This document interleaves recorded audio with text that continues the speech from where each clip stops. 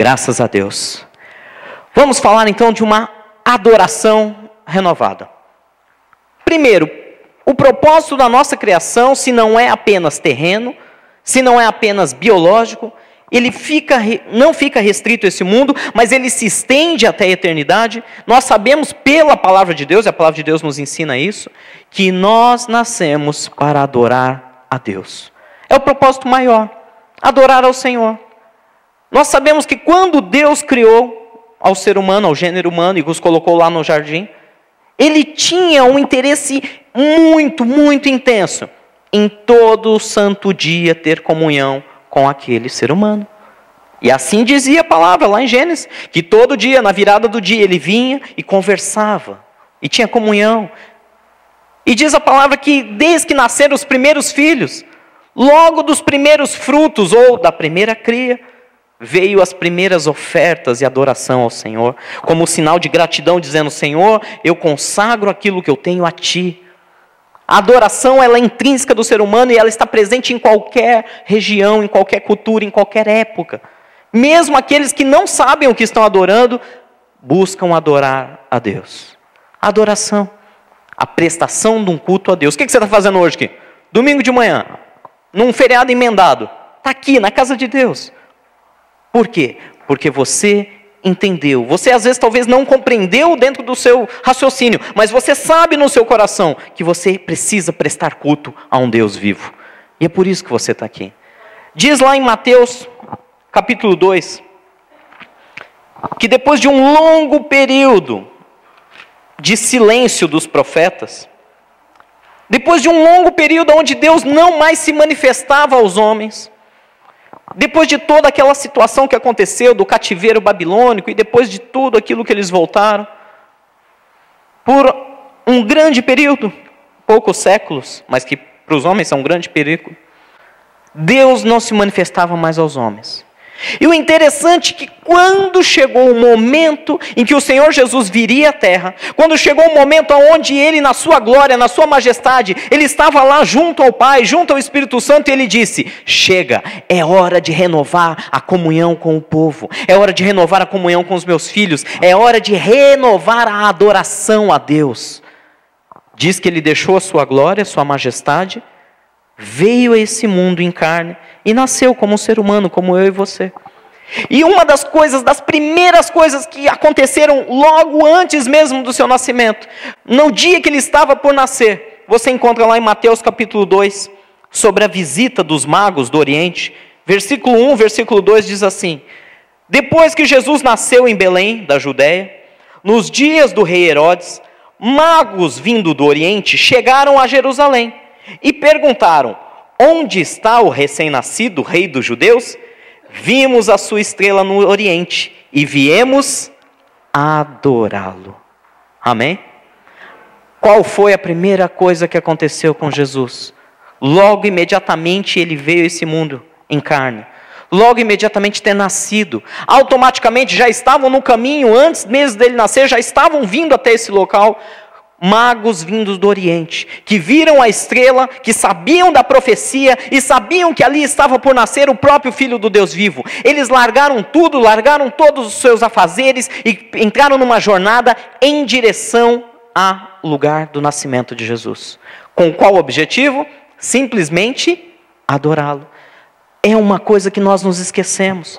Mas se tem uma coisa que Jesus Cristo veio fazer, assim que Ele deixou os céus e veio para esse mundo, uma das primeiras coisas que Ele fez, mesmo quando Ele não sabia falar uma palavra sequer, mesmo quando Ele não sabia orar pelos enfermos ainda, mesmo quando Ele ainda não tinha entendimento, porque era apenas um bebê recém-nascido, mesmo na sua condição, Ele renovou a adoração do gênero humano.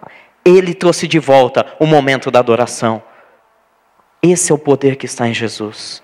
Mesmo um pequeno bebê, mesmo sem falar nada, Ele fez algo extraordinário. Talvez nós não tenhamos a noção da complexidade disso. Mas no reino espiritual, assim que Ele veio, você ter homens importantes, homens de posse, homens que largam todas as suas loucuras ou seus afazeres, para entrar numa jornada simplesmente para adorá-lo. Deus estava querendo nos dar um recado. Esse recado chega para nós nessa manhã. Deus não fez isso à toa. Essa passagem não está aqui em vão. Ele foi adorado porque era necessário que assim que ele voltasse à terra, se renovasse a adoração no meio do povo dele. Essa é a importância. É importante entendermos. Jesus veio entre nós e ele veio para ser adorado. Um dos propósitos, além de vir revelar o Pai, além de vir trazer salvação para mim e para você, que nos dá acesso a essa mesa hoje na casa do Senhor, além disso, ele veio renovar a adoração. Querido, eu vou ser um pouco mais transparente. A nossa rotina nos afasta da adoração de Deus. A nossa rotina contribui para a nossa própria exaltação, para o nosso próprio orgulho, para o nosso crescimento em todas as esferas e, por outro lado, também nos afasta da adoração de Deus. Quantas vezes temos tempo de adorar a Deus? Quantas vezes na semana conseguimos parar o que estamos fazendo, parar um algo para adorar a Deus? Simplesmente adorá-lo. Eu falo, começar de mim, como é algo às vezes sacrificial. Não sacrifício no sentido que é ruim, mas temos que abrir mão de certas coisas. Temos que nos programar às vezes e até colocar na agenda se necessário. Mas como é difícil na nossa rotina pararmos o que estamos fazendo para prestar adoração a Deus. O que é adoração? Tem uma série de definições. Se a gente for buscar na raiz da palavra, só a palavra que deriva aí do grego no Novo Testamento, que é traduzida em português por adoração, nós temos mais de 7 traduções diferentes, cada uma significando uma coisa. Mas tem uma tradução muito interessante que você conhece, um texto que você conhece muito bem, que é lá o de João capítulo 4. João capítulo 4 conta a história daquela mulher samaritana. Era uma mulher que estava tirando água de um poço e se encontrou com Jesus. Para quem não conhece a história, os samaritanos eram um povo que os judeus não tinham a mínima comunhão. Eles não conversavam entre si, eles não ocupavam o mesmo ambiente. A segregação entre judeus e samaritanos era tão grande que se entrasse um por essa porta e todos aqui fossem judeus, todos sairiam. E diz que Jesus, mesmo vendo aquela mulher, não se importou, e ainda tem esse outro detalhe. Se nós formos levarmos para a época histórica, uma mulher jamais poderia ser abordada por um homem, uma mulher que estivesse sozinha, que não estivesse junto com seu marido. E Jesus não se importou com o que iam pensar, achar, se aproximou daquela mulher no intuito de levar salvação a ela, de levar salvação a todo o povo de Samaria. E no meio da conversa a mulher vira e faz a grande pergunta para Jesus: Senhor, olha, os seus pais, os judeus, dizem que aqui em Jerusalém é o lugar que deve se adorar. Os meus pais samaritanos dizem que é lá naquele monte. Onde é o lugar certo da adoração? E Jesus dá uma das melhores respostas que nós vemos aqui. Não é aonde, mulher. O problema não é o local. A questão é como você deve fazer. Não importa o local. Não importa se o momento da adoração é aqui na igreja. Não importa se o seu momento de adoração é no seu carro indo para o seu trabalho. Não importa se o seu momento de adoração é lá, trancado no quarto da sua casa, onde quer que você esteja. O importante é como você deve fazer isso. E lá no livro de João capítulo 4, no versículo 23, ele deixa mais claro dizendo assim: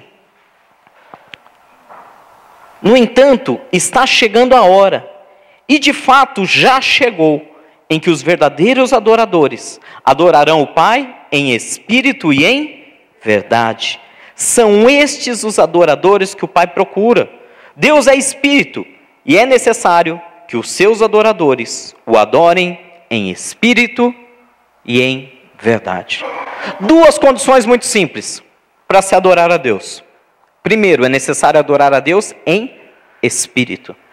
E uma segunda condição muito simples, a teoria, adorar a Deus em verdade. Adorar a Deus em espírito e em verdade. É muito mais do que música, é muito mais do que canção, é muito mais do que as artes, as danças, qualquer tipo de arte possa expressar, uma pintura, uma arte plástica. Tudo isso são formas de você expressar a sua adoração a Deus, mas a adoração vai muito além de qualquer tipo de arte, vai muito além disso.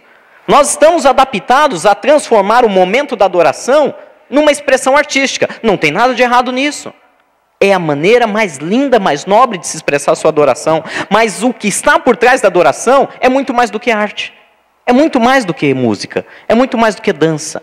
É muito mais do que um belo quadro, um poema. A adoração tem que ser em espírito.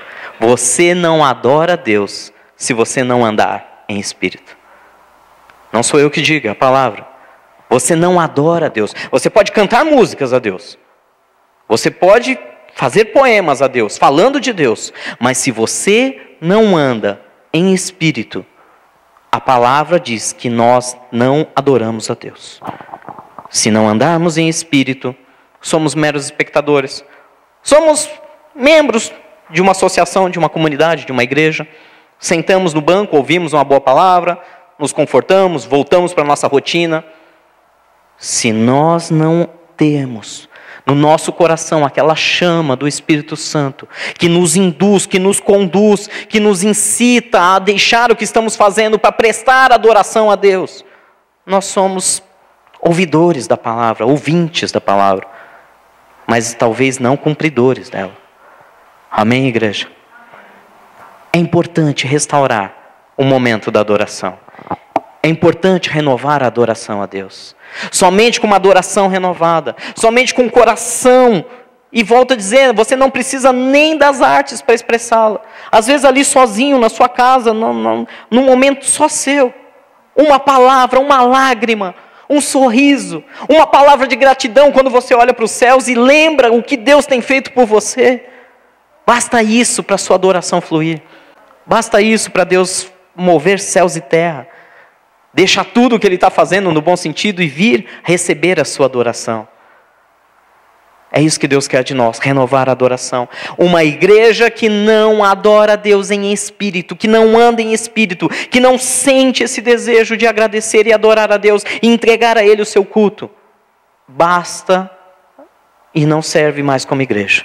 Uma igreja que não anda em espírito é uma mera reunião social, é uma mera prestadora de serviço, é uma mera, talvez, fonte de renda para alguns.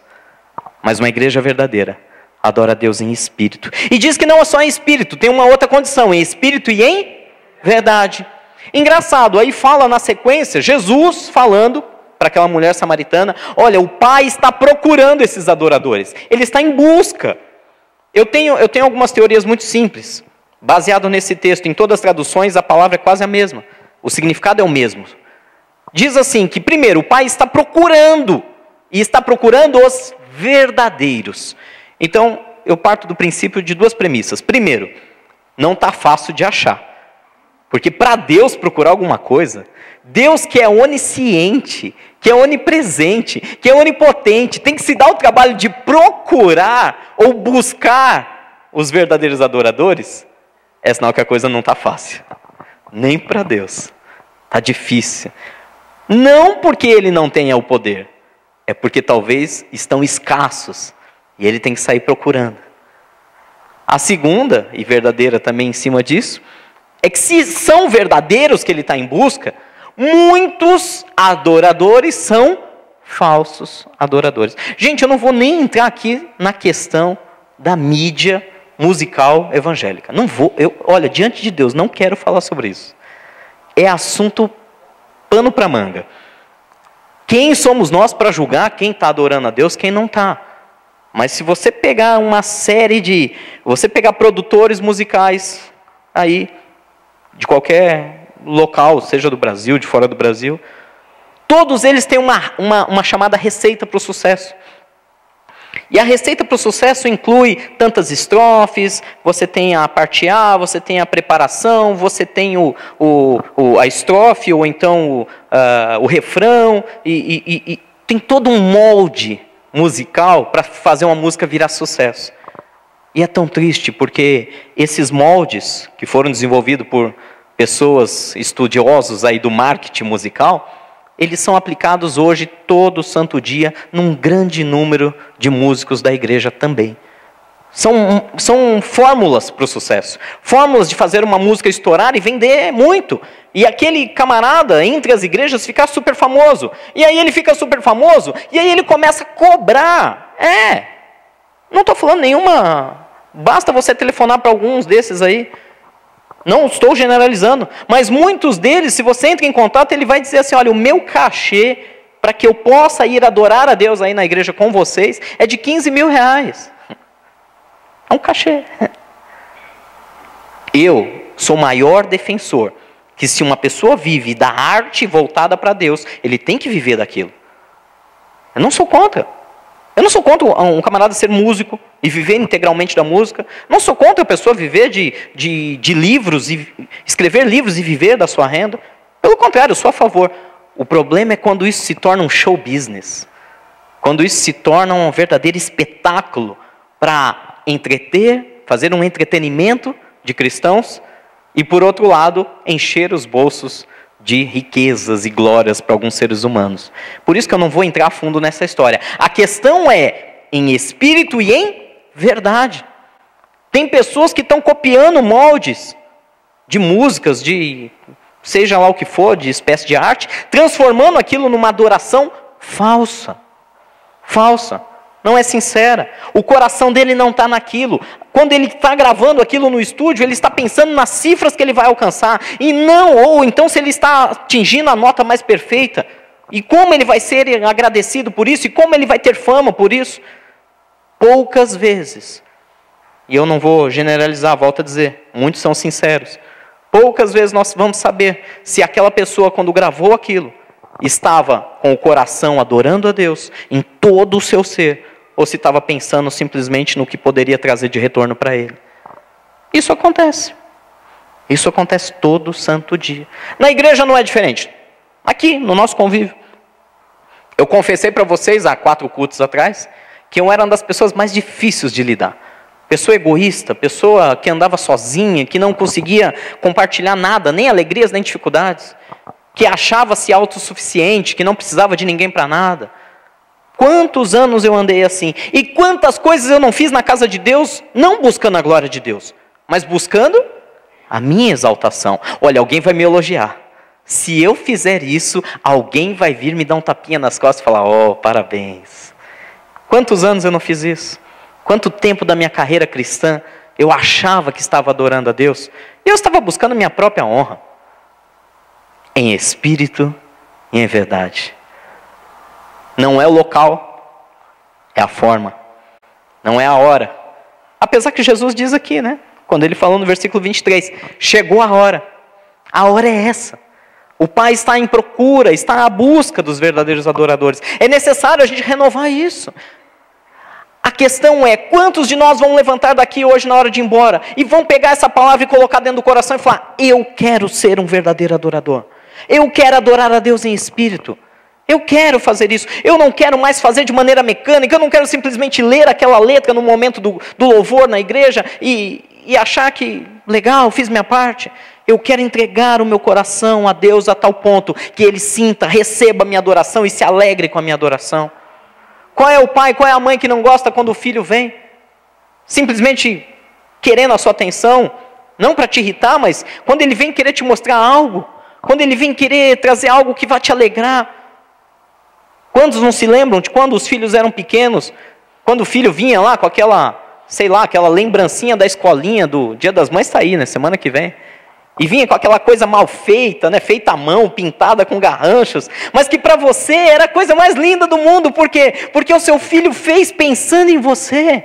Ele não fez pensando deixa eu ver que cor vai ficar mais legal aqui, que eu vou preferir. Não, ele fez aquilo pensando, eu vou entregar isso para meu pai, eu vou entregar isso para minha mãe. Qual era a alegria de receber aqueles presentinhos? Valia mais do que ganhar um carro do filho, nos dias de hoje. Não tinha preço. Estou mentindo? Estou mentindo? Não tem preço. Porque você sabe que o seu filho está disposto a gastar, que ele está gastando tempo entregando algo de coração a você. Deus, da mesma maneira, quer renovar a nossa adoração a Ele. Ele quer que nós sejamos sinceros, como uma criança, transparentes de coração. Olha o que aconteceu. Adoração, gente, é algo tão profundo. É algo que no reino espiritual tem uma força tão imensa. Ela capacita aquele que é adorado, automaticamente. Ele recebe não só as honras, mas ele recebe também o domínio sobre a vida daquele que o adora. Olha que interessante o que Satanás quis fazer lá no livro de Lucas, capítulo 4. Assim que Assim que Jesus foi batizado nas águas, a Bíblia relata que ele foi conduzido pelo Espírito Santo até o deserto para ser tentado. Essa era a intenção. O próprio Espírito Santo de Deus o conduziu, o dirigiu, o guiou e esteve com ele naqueles dias no deserto, de tal maneira que ele pudesse ser provado quanto às suas convicções. E diz lá em Lucas capítulo 4, lá no versículo 5, que entre algumas armadilhas que Satanás tentou lançar sobre ele, uma delas foi muito direta. E diz assim, Lucas capítulo 4, versículo 5, o diabo o levou a um lugar alto e mostrou-lhe num relance todos os reinos do mundo. E ele lhe disse, eu te darei toda a autoridade sobre eles, e todo o seu esplendor, porque me foram dados, e eu posso dá-los a quem eu quiser. Então, se me adorares, será tudo teu. Versículo 8, Jesus respondeu, está escrito, adore o Senhor, o seu Deus, e só a Ele preste culto. Amém? Tamanha importância da adoração, que o diabo tentou roubá-la de Jesus. Jesus já recebeu adoração no primeiro dia de vida. Assim que ele nasceu, já vieram homens do Oriente e se prostraram e o adoraram. E trouxeram ofertas diante dele. Satanás, muito astuto, sabia do poder espiritual que tem a força da adoração e tentou roubá-la de Jesus, entre outras coisas. Tentou fazer Jesus também desobedecer a Deus. Queria assumir o poder que Deus tem através da adoração. Olha que interessante. Levou ele a um lugar muito alto e falou mais ou menos assim, olha, depois que o homem caiu, depois da queda do homem, Deus entregou essa terra aos meus cuidados. Eu sou dono de tudo. Não é o que a palavra de Deus fala? O mundo jaz no maligno. E não diz que ele é o príncipe deste mundo? Olha, depois que o homem abriu mão do seu poder e autoridade que foi dada por Deus, automaticamente eu sou o próximo da linha sucessória. Tudo é meu. Todo o poder, toda a glória desse mundo, todos os reinos, eu posso te oferecer o que eu quiser. Se você simplesmente me adorar, Jesus, eu dou tudo para você. Você já parou para imaginar o poder que tem na adoração? Para e pensa por um segundo. Olha a troca que Satanás queria fazer. Toda a glória do mundo, toda a riqueza do mundo, todo o poder dessa terra, em troca de um momento de adoração. Você já parou para pensar nisso? O que será que significa esse momento de adoração? Aquele que às vezes nós negligenciamos? Aquele que às vezes a gente, Deus não está muito preocupado com isso? Satanás, muito sabiamente, queria trocar todo o poder e glória e dinheiro desse mundo por um mísero momento onde o Deus vivo o adorasse. Não conseguiu. O Senhor Jesus na palavra foi lá e falou, opa, está escrito lá.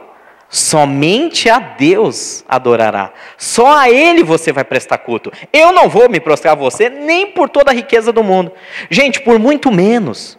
Por muito menos. Vocês já ouviram histórias de pessoas que fazem pacto com o diabo? Já ouviram histórias por aí? Joga lá no YouTube, tem um monte de história. Tem história de todo tipo. Verdadeira, falsa. Todo tipo. Mas vamos nos basear daqueles que por algum motivo a gente consegue descobrir que é verdade. O sistema de pacto com Satanás é muito simples. Geralmente as pessoas querem o quê? O que leva a pessoa a, entre aspas, vender a alma por diabo? O que ela quer nesse mundo em troca? Poder, dinheiro, fama. Geralmente não é esse o sistema? Você já imaginou que o próprio diabo, que tem tudo isso na sua mão e pode dar, ele tem isso nas mãos dele? Ele pode entregar a qualquer um a hora que ele quiser. Basta fazer um bom acordo com ele. Então tá aí, se você está num desespero e fala, olha, eu estou indo para a igreja, estou desesperado, Deus não me ajuda. É uma opção, você vai perder a sua alma, mas é uma opção. Né? Vai ficar famoso, rico, poderoso, milionário. Eu não te aconselho a fazer isso, de maneira alguma. Não vale o preço. Mas o próprio Satanás, que tinha tudo isso nas suas mãos, ofereceu isso para Jesus em troca de, se prostrado me adorares. Você acha que Satanás é tão fora de si, que ele não sabe o poder que tem dentro da adoração? Gente, agora você já imaginou, meu irmão, minha irmã, você já parou para pensar? Se Satanás chegou a oferecer toda a glória e riqueza desse mundo por um momento de adoração, você já parou para imaginar o que você causa no inferno quando você se prostra diante de Deus e adora o nome dele? Você já parou para imaginar a confusão que acontece no inferno? Você já parou para imaginar o quantos anjos de Deus celebram e quantos demônios são destronados? Na hora que você deixa tudo e fala, eu vou adorar a meu Deus. É muito poderoso isso. No reino espiritual isso tem uma força imensurável. Imensurável. Quando você deixa tudo e adora a Deus. Quando você presta adoração àquele que é digno. Não só o coração de Deus se alegra, como muitas coisas acontecem ao seu redor. Pastor, peraí, você está tentando me dizer que nessa série do renovo, esse é um dos pontos pelos quais talvez nós estejamos ainda apanhando em algumas situações? Às vezes apanhamos em situações conjugais, financeiras, porque demasiadamente preocupado com aquilo, não damos a adoração a Deus. Não damos adoração a Deus. É um segredo espiritual. Como diz uma nova moda aí, só os fortes entendem. Quando você adora a Deus, automaticamente céus e terras são movidos, o reino espiritual é chacoalhado. E coisas que estão no seu coração e que estão em acordo com o coração de Deus, vêm à tona e você não sabe nem explicar como. Quando você adora em espírito e em verdade. Amém? Olha o que diz lá no livro de Romanos, capítulo 1. Romanos capítulo 1 diz que algumas pessoas não foram por esse caminho que nós estamos apresentando. Romanos capítulo 1.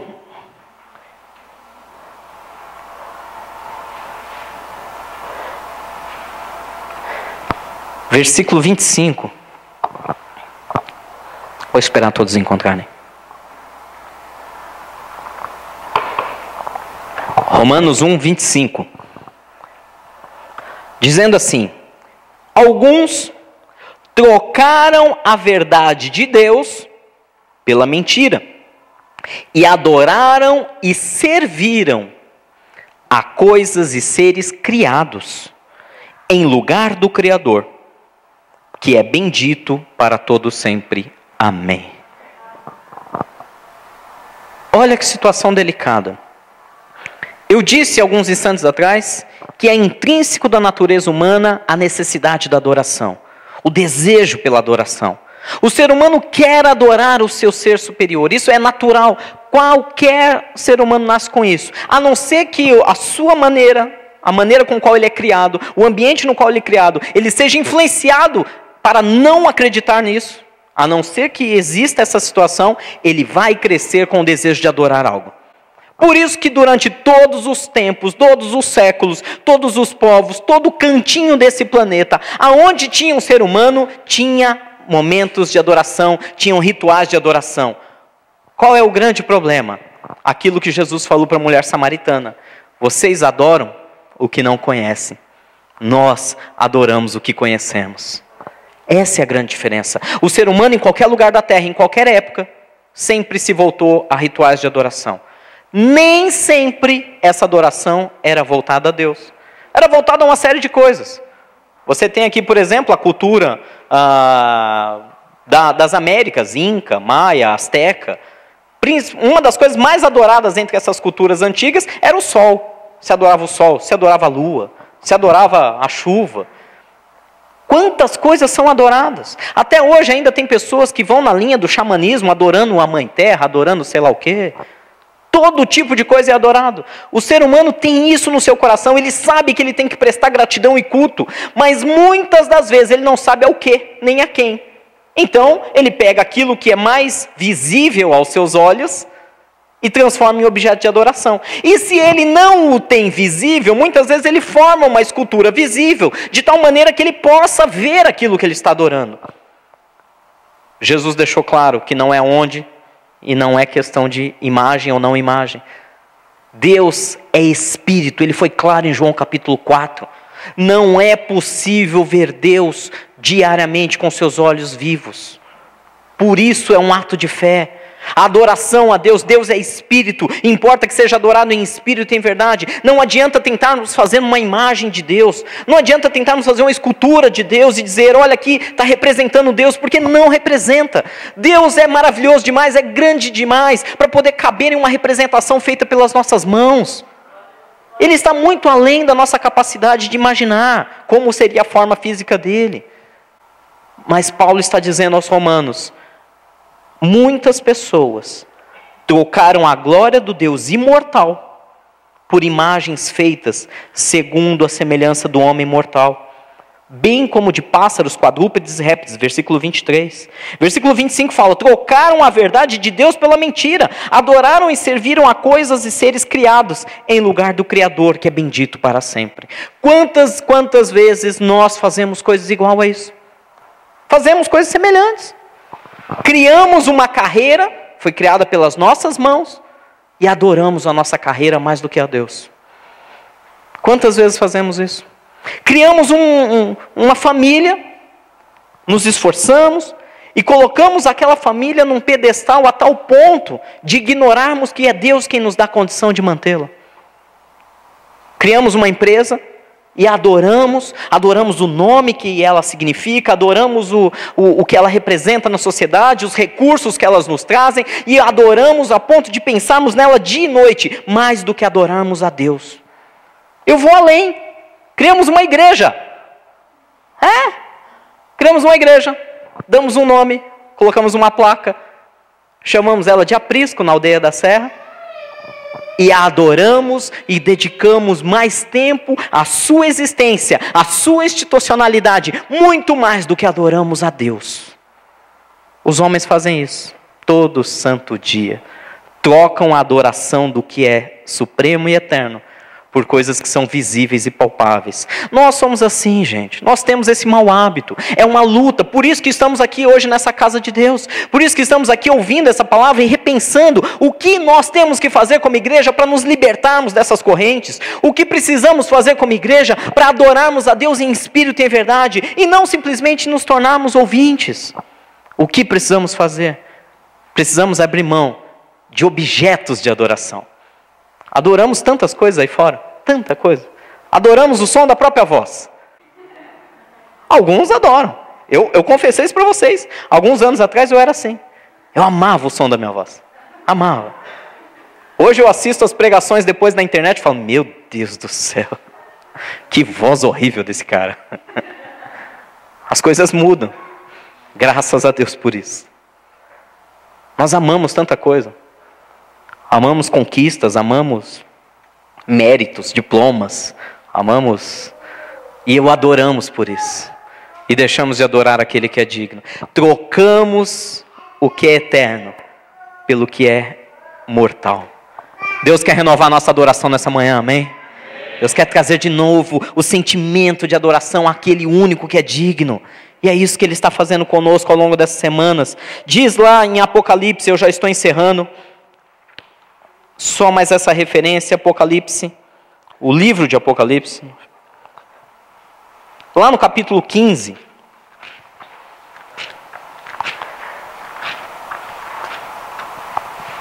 Tem uma canção que foi escrita por Moisés. Olha que interessante. Lá no começo da Bíblia. Lá em Êxodo, quando eles saíram da escravidão, saíram do Egito, atravessaram o Mar Vermelho, Deus deu um cântico a Moisés. E esse cântico ele é repetido aqui em Apocalipse capítulo 15, lá no último livro da Bíblia, versículo 3.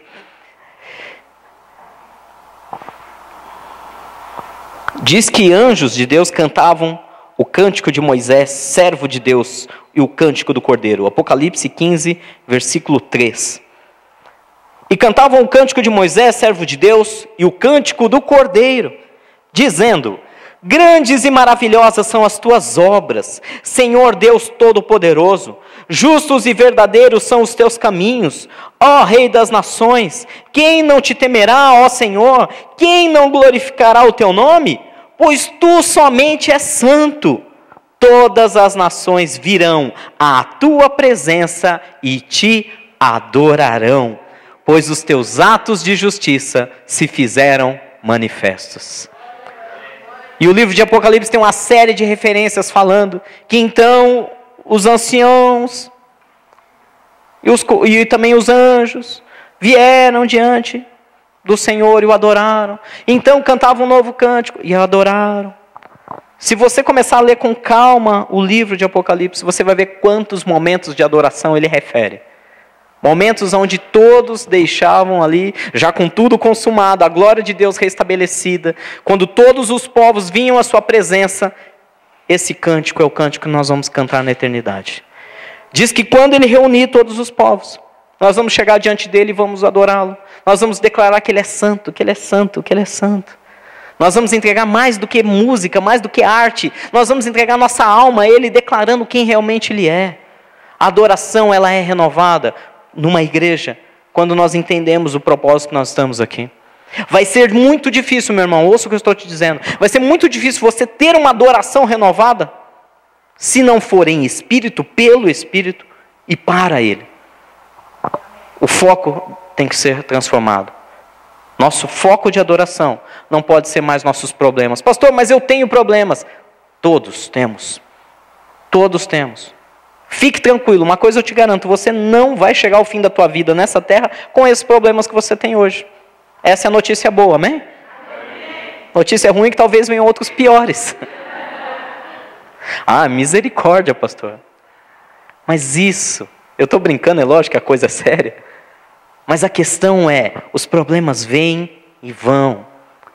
Nós entregamos nossos problemas aos pés de Deus, Ele cuida deles. Aí vem o desgraçado do inferno, que não está contente com a adoração genuína a Deus, e lança outros problemas. Aí, quando nós entregamos eles aos pés de Deus, Deus vem, cuida dos nossos problemas, e aí vem o desgraçado do diabo e lança outros. É um ciclo, não acaba. Não adianta eu prometer para vocês o céu na terra, que o céu na terra não existe. Mas eu posso prometer para vocês, pelo que a palavra de Deus diz, o céu no céu. O céu no céu existe. E um dia, a Bíblia diz, não haverá mais lágrima, nem choro, nem dor. Só a glória de Deus, aonde nós vamos adorá-lo eternamente. Então, meu irmão, quer um conselho meu, como amigo eu digo agora? Aprendamos a adorar a Deus desde já. Vai economizar muita dor de cabeça. Vai nos livrar de muito problema. Vai transformar o reino espiritual ao nosso redor. A atmosfera espiritual ao nosso redor vai ser transformada de tal maneira que nós vamos viver muito mais ilesos aos ataques de Satanás nessa terra. E muito melhor que isso, nós vamos estar nos preparando para o grande dia. Para o dia onde nós vamos adorá-lo eternamente. E ali, diz a palavra que vai haver até uma seleção na porta. Diz lá em Mateus capítulo 24 que no princípio das dores, vai chegar um momento onde vai haver a separação, vão haver ovelhas, vão haver bodes, numa simbologia de ovelhas, aqueles obedientes, aqueles mansos, e bodes, aqueles rebeldes, aqueles que não deram ouvidos. E diz a palavra que ele vai chegar e falar, mas quem é você mesmo? Ah, Senhor, eu preguei no teu nome. Eu estava lá no púlpito da igreja pregando. Eu expulsei demônios no teu nome. Eu profetizei no teu nome. E diz que Jesus vai perguntar, mas eu não te conheço. Mas eu fiz isso no teu nome. Mas eu não sei quem você é. E vão chegar outros dizendo, Senhor, eu não lembro de ter feito algo para o Senhor. E ele fala, não, mas você fez. E mais do que isso, eu te conheço. É impossível você conhecer alguém sem intimidade. Para a gente terminar. Você pode ler tudo a respeito de alguém. Você pode... Tem pessoas que são aficionados por atores, né? Por exemplo, você pega a história de Brad Pitt e Angelina Jolie nos Estados Unidos, eles são simplesmente o casal mais procurado por todo tipo de paparazzi, por todo tipo de revista de fofoca. E são o casal mais comentado de todo o país, mais até mesmo do que o Barack Obama e sua esposa. Tem pessoas que, se você perguntar, eles vão falar tudo a respeito desse casal. Tudo. Eles sabem tudo, leem tudo a respeito. Sabe o dia que nasceu, a hora, o que gosta de comer, o que não gosta. Conhece tudo a respeito deles. Mas aí eu te pergunto, o fato de eu conhecer tudo a respeito de alguém, significa que esse alguém me conheça? Será que eu conhecer tudo a respeito de Deus me dá a garantia que Deus me conhece? Se o Brad Pitt ou a Angelina Jolie passando na rua, encontrar um desses fãs que conhece a vida deles inteira, e ele falar: oi, tudo bom? Lembra de mim? Provavelmente eles vão ouvir um: não me lembro. Na verdade eu nem te conheço, mas eu sei tudo a teu respeito. Mas eu não sei quem você é. Vocês estão me entendendo, amém? A mesma coisa com Deus. Eu posso saber tudo a respeito dele, está aqui, ó. Mas se eu não for íntimo, ele não vai ter nem ideia de quem eu seja. Se eu não o adorar, ele nunca vai saber. Ele pode saber assim, de vista, mas ele não é íntimo, ele não te conhece pelo nome, ele não tem momentos de intimidade com você. Então, que nós possamos ser adoradores de Deus. Que nessa manhã nós tenhamos, pelo Espírito Santo de Deus, uma adoração renovada. Muito mais do que saber quem Ele é, que Ele também saiba quem nós somos. Amém?